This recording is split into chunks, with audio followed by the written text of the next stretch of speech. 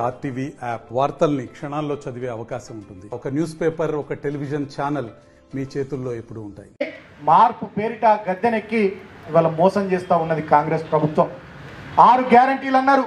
ఆ guarantee card మీద బట్టి విక్రమార్క రేవంత్ రెడ్డి సంతకం పెట్టి ఇంటింటికి వంచిరు. 6 గ్యారంటీలు ఇవాళ 6 మోసాలు అయిపోయినాయి. 420 హామీలు అన్నారు.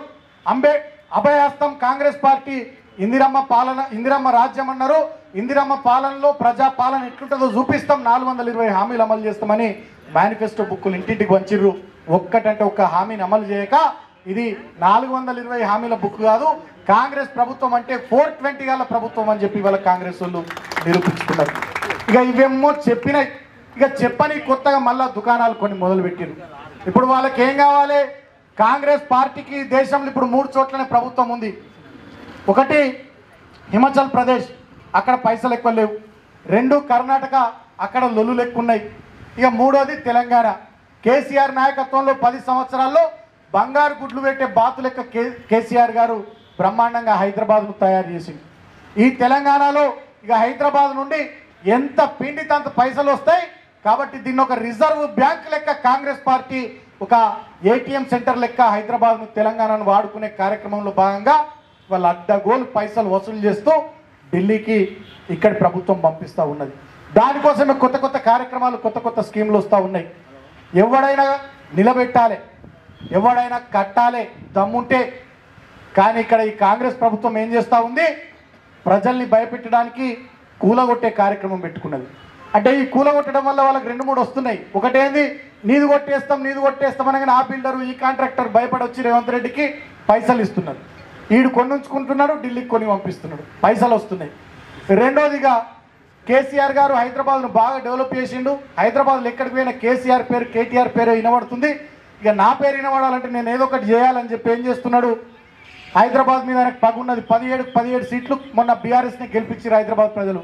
కాబట్టి ఇక వీళ్ళ సంగతి చెప్పాలని చెప్పి ఆడ మూసీ నది ప్రక్షాళన అనే పేరు పెట్టుకొని మూసీ రివర్ ఫ్రంట్ అని ఒక కొత్త డ్రామా కట్టుకొని 16,000 కోట్లు అయ్యేటటువంటి ప్రాజెక్టును 150,000 కోట్లకు తీసుకొని పోయి గౌతమ్ అదాని కోముక్క, మెగా కృష్ణారెడ్డి కోముక్క, రాజీవ్ గాంధీ అల్లుడు, రాహుల్ గాంధీ బావ, ప్రియాంక గాంధీ భర్త అయినటువంటి రాబర్ట్ వాద్రా కోముక్క, మొత్తం మూసీని 3 ముక్కలు చేసి 150,000 కోట్ల రూపాయల ప్రాజెక్టుని ముగ్గురికి వంచిపెట్టి వాళ్ళు అక్కడ ఉన్నటువంటి లక్షలాది మంది పేదలు, మధ్యతరగతి ప్రజల ఇల్లు కూలగొట్టే ఒక కొత్త కార్యక్రమానికి రేవంత్ రెడ్డి శ్రీకారం చుట్టిండు. ఇవాళ మనం ప్రజలుగా తెలంగాణ సమాజం ఆలోచన చేయాల్సినటువంటి అవసరం ఉన్నది. ఇవాళ అక్కడెక్కడో హైదరాబాద్లో ఒకరిది కూలిపోతుందంటే మనం చూస్తూ ఊరుకోవద్దు. ఇవాళ అక్కడ కూలింది రేపు మన దగ్గర కూడా కూలుతుంది అనేటటువంటిది మనం ఆలోచన చేసుకోవాలి. ఆల్రెడీ ఇప్పటికే చెన్నూరు పట్టణంలో మార్కింగ్ ఇచ్చిరట, భీమారం మండల కేంద్రంలో మార్కింగ్ ఇచ్చిర్రు, గోదావరికంలో మార్కింగ్ ఇచ్చిర్రు, అదేవిధంగా మంచిర్యాలలో మార్కింగ్ ఇచ్చిర్రు, ధర్మపురిలో మార్కింగ్ ఇచ్చిర్రు, మంతిల్లో మార్కింగ్ ఇచ్చిర్రు. మీరు చూసిరో చూడలేదో, నిన్నగాక మొన్ననే హైడ్రాకు గవర్నర్ ఆ ఆర్డినెన్స్కు ఆమోదం తెలిపిండు. ఇప్పుడు ఆ హైడ్రా అనే దానికి చట్టబద్ధత వచ్చింది. ఎక్కడైనా వాడు గ్రామ పంచాయతీలో కూల్చాలనుకుంటే గ్రామ పంచాయతీ అనుమతి అవసరమే లేదు, వాడు వచ్చి కూలగొడతాడు. మున్సిపాలిటీలో కూల్చేయాలనుకుంటే మున్సిపాలిటీ అనుమతి అవసరం లేదు, వాడు వచ్చి కూలగొడతాడు. మున్సిపల్ కార్పొరేషన్ రామగుండం మేము మంచుకున్నామని మీరు అనుకుంటే మీ కార్పొరేషన్ అనుమతి కూడా అవసరం లేదు వానికి. అనుకుంటే బుల్డోజర్లు వస్తాయి, కూలగొడతాయి. హైడ్రా అనేది ఇవాళ మొత్తం రాష్ట్రంలోని అన్ని గ్రామ పంచాయతీలు, మున్సిపాలిటీలు, కార్పొరేషన్లు హైదరాబాద్లో వాడు ఎక్కడ అనుకుంటే అక్కడ కూలగొట్టడానికి బుల్డోజర్లు, సిబ్బంది మొత్తం రెడీ ఉన్నారు. ఇవాళ హైదరాబాద్లో మొదలుపెట్టినటువంటి ఈ కార్యక్రమం, ఈ డ్రామా ఇవాళ గ్రామాలు, మన పట్టణాల దాకా కూడా విస్తరించబోతూ ఉన్నది. కాబట్టి ఇవాళ మనం ఆలోచన చేయాలి, అర్థం చేసుకోవాలి, ప్రజలందరం కూడా సంఘటితం కావాల్సినటువంటి అవసరం ఉన్నది. ఇవాళ మన దగ్గర ఇళ్ళకు మార్కింగ్ ఇస్తే మీ రామగుండం ఎమ్మెల్యే మాట్లాడు. ఇవాళ మెయిన్ రోడ్ మీద షాపులకు మార్కింగ్ ఇస్తే మీ రామగుండం ఎమ్మెల్యే మాట్లాడు. ఇవాళ చెన్నూరులోనో, ధర్మపురిలోనో, మంతిలోనో, మంచిర్యాలలోనో అక్కడ మార్కింగ్లు ఇస్తే మీ ఎమ్మెల్యేలు ఎవరు, ఇక్కడ కాంగ్రెస్ ఎమ్మెల్యేలు ఎవరు మాట్లాడతలేరు. కేవలం సింగరేణి కార్మికుల విషయమే కాదు, పేదల ఇల్లు, మధ్యతరగతి ప్రజల ఇల్లు కూలగొట్టే విషయంలో మార్కింగ్ ఇస్తే కూడా కాంగ్రెస్ పార్టీ ఎమ్మెల్యేలు సైలెంట్గా ఉంటున్నారు. ఇట్లా చెప్పుకుంటూ పోతే చాలా విషయాలు ఉన్నాయి, చాలా పరిస్థితులు ఉన్నాయి. ఇక వీటి గురించి బీఆర్ఎస్ పార్టీ పోరుబాట పడితే రైతుల కోసము మూసి ఆ నది పక్కన ఇల్లు కట్టుకున్న వాళ్ళు, పేదోళ్ళ ఇల్లు కూలగొట్టొద్దని కేటీఆర్ నాయకత్వంలో అక్కడ పోరాటానికి బయలుదేరితేనో మళ్ళా మన మీద వాళ్ళతో తిట్టేయడం, వీళ్ళతో తిట్టేయడం, సోషల్ మీడియాలో పెట్టేయడం, ఈ రకంగా డైవర్షన్ పాలిటిక్స్ ఇవాళ కాంగ్రెస్ పార్టీ ఆ ప్రభుత్వం చేస్తూ ఉన్నది. కాబట్టి నేను మీ అందరితో కోరుతా ఉన్నా, ఈ 10 నెలల కాంగ్రెస్ పార్టీ పాలన ఇది అభయహస్తం కాదు, తెలంగాణ ప్రజల పాలిట భస్మాసుర హస్తం. ఈ 10 నెలల కాంగ్రెస్ పార్టీ పాలన. సింగరేణి కార్మికుడు సంతోషంగా లేడు, ఏ రైతు సంతోషంగా లేడు, ఏ మహిళా తల్లి సంతోషంగా లేదు, ఏ నిరుద్యోగి సంతోషంగా లేడు, హైదరాబాద్లో ఉన్న ప్రజలు సంతోషంగా లేరు, రియల్ ఎస్టేట్ వ్యాపారస్తులు బిల్డర్లు సంతోషంగా లేరు. మార్కెట్లో హైదరాబాద్ మార్కెట్లో మొత్తం రియల్ ఎస్టేట్ పడిపోయింది, రిజిస్ట్రేషన్లు అయితే లేవు. 10 నెలల కింద అడ్వాన్స్ బుకింగ్ చేసుకున్న ప్లాట్లు కానీ డబ్బులు వాపసు ఇవ్వమని అడుగుతూ ఉన్నారట.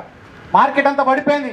మేడ్చల్ జిల్లాలో, రంగారెడ్డి జిల్లాలో మొన్న లెక్కలు తీస్తే సగానికి సగం రిజిస్ట్రేషన్ల ఆదాయం పడిపోయింది. ఈ రేవంత్ రెడ్డి ప్రభుత్వం పెట్టుకున్న ఈ కూల్చివేతల కార్యక్రమం ద్వారా, కార్మికుల జేబులు కొట్టే కార్యక్రమం ద్వారా, రైతుల నెత్తి మీద శటకోపం పెట్టే ఈ కార్యక్రమాల ద్వారా ఇవాళ రాష్ట్రంలో ఏ ఒక్కరు కూడా సంతోషంగా లేకుండా అన్ని వర్గాల ప్రజలు ఇవాళ బాధను వ్యక్తం చేస్తూ ఉన్నారు. ఇటువంటి ఈ సందర్భంలో బీఆర్ఎస్ పార్టీ తెలంగాణ కోసం పుట్టిన పార్టీ, తెలంగాణను తెచ్చిన పార్టీ, తెచ్చిన తెలంగాణను 10 ఏళ్ళు బ్రహ్మాండంగా అభివృద్ధి చేసిన పార్టీ. ఇవాళ ప్రజలు ఈ 10 నెలల కాంగ్రెస్ పాలనలో కష్టపడతా ఉంటే చూస్తూ ఊరుకోవడానికి బీఆర్ఎస్ పార్టీ సిద్ధంగా లేదు.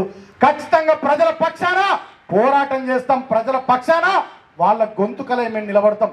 మేము ఓడిపోయినామని మాకు బాధ లేదు, మేము ఇవాళ ప్రభుత్వంలో లేవనే బాధ లేదు.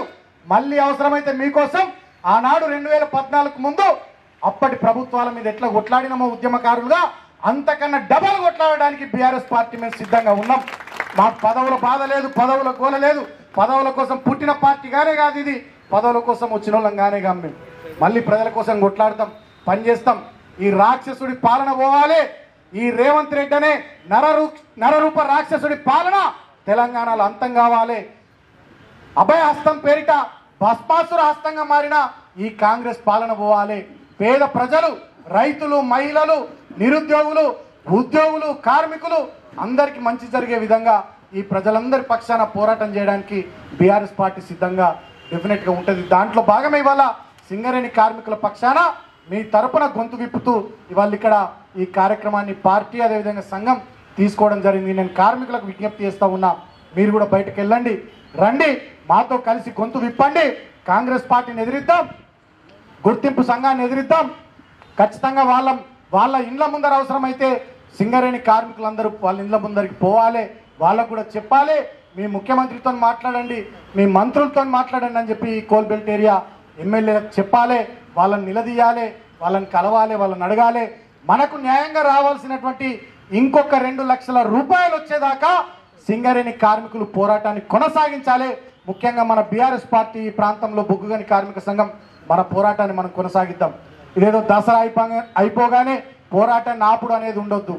లాభాల్లో వాట దసరాకి ఇవ్వాలి, దసరాకి ఇవ్వకపోతే మళ్ళీ దసరా వచ్చేదాకా మళ్ళీ కొట్లాడదాం. కానీ ఈ 2 లక్షల రూపాయలు సింగరేణి కార్మికులకు వచ్చేదాకా మన పార్టీ, మన కార్మిక సంఘం సింగరేణి కార్మికుల తరఫున మైన్స్ మీద, పిట్స్ మీద, ఏరియాల్లో, కాలనీల్లో, క్షేత్రస్థాయిలో, అదేవిధంగా అవసరమైతే హైదరాబాద్లో కూడా మనం పోరాటం చేద్దాం, ముందుకు సాగుదాం, కార్మికులను కదిలిద్దాం.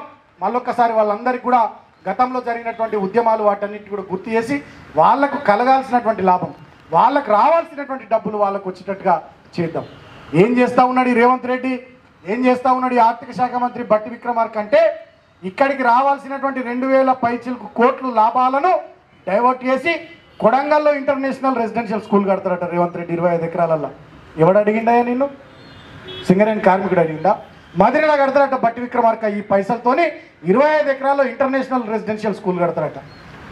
గతంలో కూడా లాభాల్లో వాటా వస్తే దాంట్లో నుంచి ₹1 కూడా మనము అభివృద్ధి కార్యక్రమాలకు డైవర్ట్ చేయకుండా లాభాల్లో ఎంత వాటా ఇవ్వాలో అంత వాటా బాజాప్తా మనం కార్మికులకు వంచినాం. అవసరమైతే మిగతా పైసలు వాడినం తప్ప అభివృద్ధి, సింగరేణి అభివృద్ధి. ఇప్పుడు జైపూర్లో కొత్తగా 800 మెగావాట్ల ప్లాంట్ మనం మొదలుపెట్టినాం. అంతకుముందు పాత 800 మెగావాట్ల ప్లాంట్తో ఇంకో ప్లాంట్ మొదలుపెట్టినప్పుడు లాభాలకి వెళ్ళి తీయాలి పైసలు, వేరే పైసలు సింగరేణి సంస్థ అభివృద్ధి పైసలు వాడినాం తప్ప లాభాల పైసలు, కార్మికులకు ఇవ్వాల్సిన పైసలు బొక్కబెట్టి వాటికి వాడాలి.